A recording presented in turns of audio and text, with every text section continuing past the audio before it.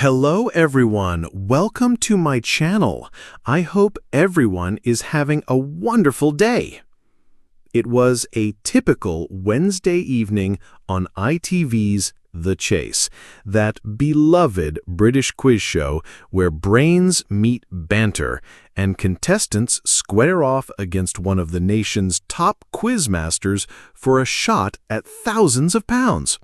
The audience settled into their sofas, cuppas in hand, expecting the usual laughs, suspense, and a few cheeky digs from host Bradley Walsh. But no one could have predicted what was about to unfold. Next up, it's Tanya from Kent, Bradley beamed, ushering in the bubbly 38-year-old art teacher with a fondness for pottery and pub quizzes. Tanya bounced over, nerves obvious, but enthusiasm shining through. "So, Tanya," Bradley began in his classic cheeky tone, "you ready to smash this?" "Absolutely, Brad. I've been training with crossword puzzles and university challenge reruns all month." The cash builder round kicked off. Tanya did well until question 4. "What color is the White House?" Tanya hesitated. The clock ticked. She blinked hard, lips parted. Then, in a tone of utter confusion, she answered, "Blue?" There was a pause, a long one. Bradley stared at her, his usually cheerful face frozen in disbelief. A few chuckles rippled through the audience. Tanya looked hopeful, almost smug. Bradley's expression didn't budge. "Blue?" he repeated slowly, as if the word were foreign. Tanya shrugged innocently. "I don't know. I've never been to America." The silence thickened. Then, finally, Bradley cracked. "The clue is in the question," he snapped, arms flailing in disbelief. "What color is the White House? I mean, come on, white! It's literally called the White House." Laughter exploded from the audience.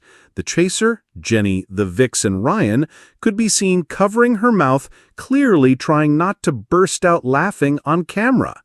Even the producers behind the scenes were shaking with silent giggles, but Bradley wasn't done. He rubbed his face, pacing behind the podium like a man who had just lost all faith in humanity. "Tanya, love, I've hosted this show for over a decade. I've seen a man think Shakespeare wrote the Bible. I've watched someone say elephants are fish. But this takes the biscuit." Tanya giggled nervously, clutching her buzzer like it might save her from being eaten alive. Bradley finally pulled himself together, sighing deeply. "All right," he said, voice still tinged with disbelief. "Next question." Somehow, Tanya rallied, scoring a modest 3,000 pounds in the cash builder and returned to her team blushing but grinning. When it was time for the head-to-head with the vixen, Bradley was still shaking his head.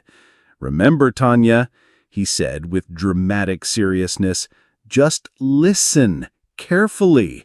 Sometimes, just sometimes, the clue is in the question."